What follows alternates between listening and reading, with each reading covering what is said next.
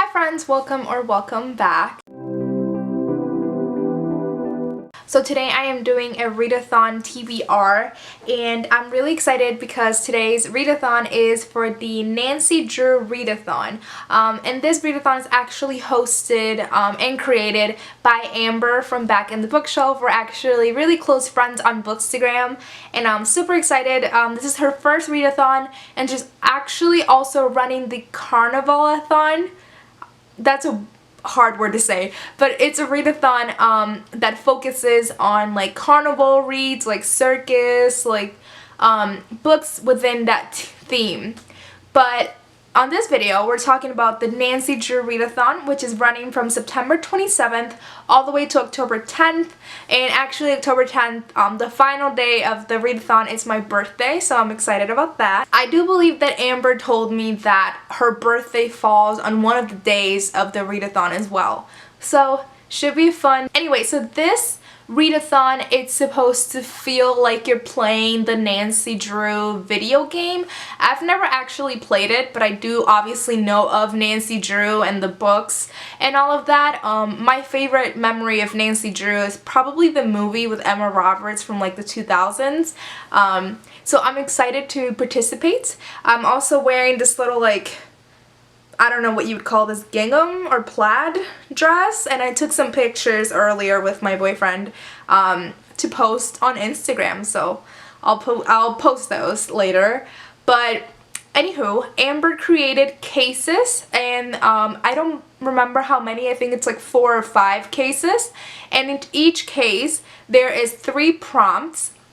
And from there you choose which books you'd be reading during the readathon. So I chose case number 3, which is Warnings of Waverly Academy. And like I said, there's 3 prompts under that case. Obviously, if you want to read more, you can go ahead and choose 2 cases and read 6 books. But I am going to only be choosing 1 case, therefore reading only 3 books or so. So the first prompt for this case is Black Cat, and that is read a book where the main character is an anti-hero slash villain. So for that, I chose A Song of Rates and Ruin by Roseanne Brown. So this book was in my very first haul, which was my very first video on here, which was a support Black authors haul. And I do a very good job explaining there what this book's about, but I've tried like 10 times during this filming process to explain the premise, but I don't know why I can't like put into words exactly what this book is about, but it is high fantasy. It's by a Black author. The 2 main characters have different goals and they kind of intertwine. I'm guessing they'll probably meet during the story and fall in love or something, but I do a better job at explaining this book in my very first video that I'll probably link below. Or I'll also link the Goodreads page so you can just read about it. But yeah, it was hard for me to explain what this book's about, but it's fantasy and it's pretty cool. So yeah. The second prompt, it's Secret Society, read a book with a boarding school slash university setting. So I actually have 2 books for this prompt, just in case I'm not sure how I'll be feeling or like what I will want to read. So I have 2 books here. So the first one is Eliza and Her Monsters by Francesca Sapia. So this book, the premise reminds me a lot of Radio Silence, and I really enjoyed Radio Silence by Alice Oseman. I really like Alice Oseman and Heartstopper, and all of her books are pretty cool, but this book really reminds me of that premise of Radio Silence. My boyfriend actually got this for me for my birthday last year or something. I've owned this for quite some time now, but I'm excited to read it. So if you enjoyed Radio Silence and you like sort of like different formats throughout a novel, because I'm like flipping through it and I can see that there's like text messages and like comic books. that's pretty cool. So, and I believe they are both high schoolers, so I'm guessing some points of this novel will be taking place in a high school. And then the second option that I have for that prompt is My Dark Vanessa by Kate Elizabeth Russell.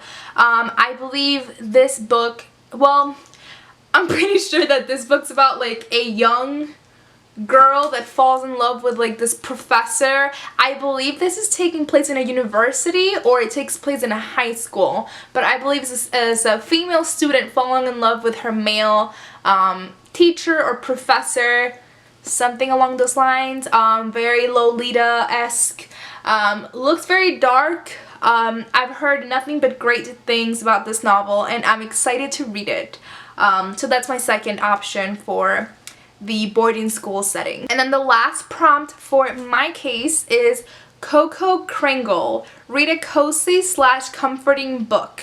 So for me, in this point in time, I feel like comforting books for me are like romance novels, and I hadn't read too many of those, but then recently I kind of made it a priority to do so. So I read Beach Read, and I also read, what was it called, Get a Life, Chloe Brown, and I enjoyed them. I think I need to find my type of like romance novels that I'd enjoy more. I didn't love Get a Life, Chloe Brown as much as everyone else did, but Beach Read I enjoyed a bit more. I think I really like either high school romances or like very tragic romance novels, but anyway.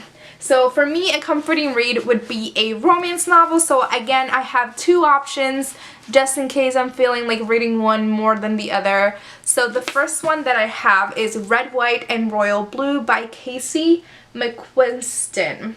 Yes.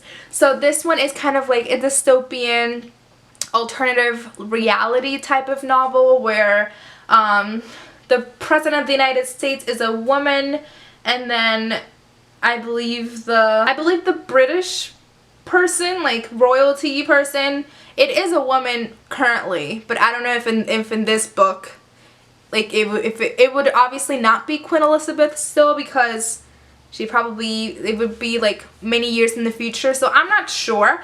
But I know that the two sons of like the son of the president and then the son of the Prince of Wales, they meet and they kind of have a rivalry going on, so they kind of like don't like each other but somehow fall in love, and I'm really excited because I've heard nothing but great things. It's also LGBT novel, and it has a blurb by Taylor Jenkins Reid, one of my favorite authors. So I'm excited to read this, and sorry that I just like completely butchered how great this book is probably is by not explaining it correctly, but I think this book is popular enough that people know what it's about, so I'm gonna stop there. And then the second option that I have for this prompt is the Honeymooners by Christina Lauren. So this book, obviously, I think the first person that I've heard talking about this book was Kristen Riccio, about like a year or two ago actually, and this was kind of on my radar. I don't really love rom-coms like in books.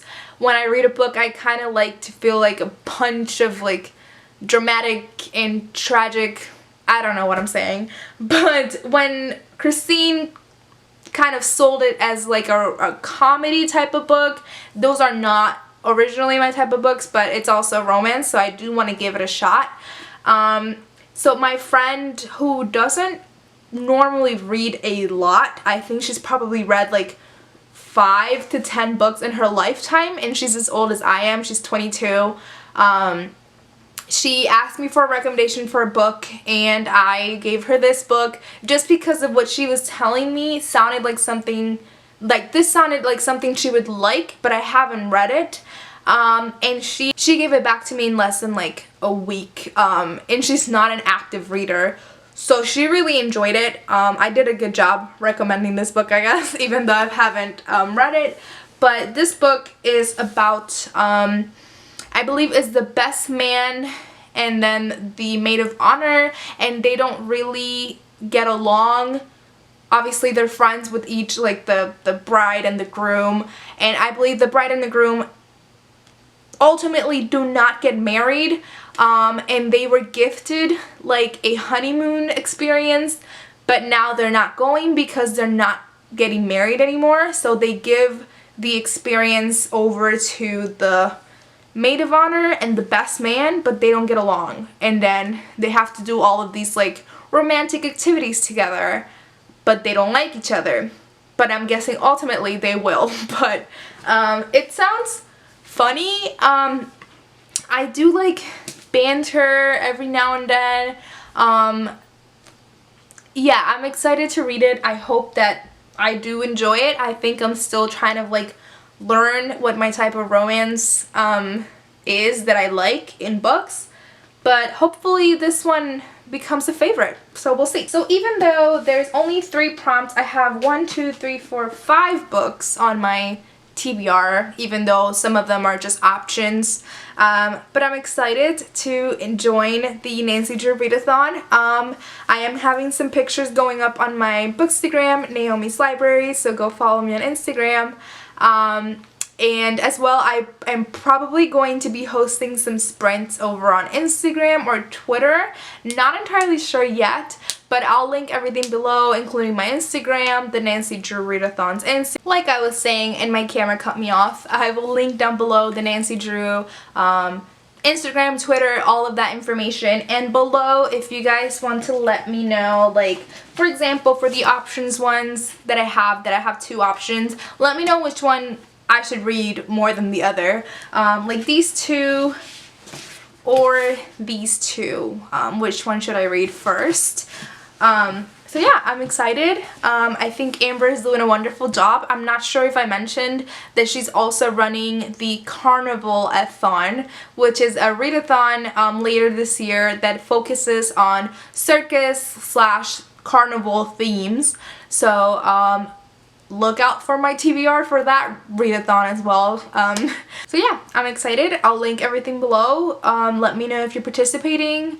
And yeah, like I said, I'm excited. So I'll see you guys later. Bye!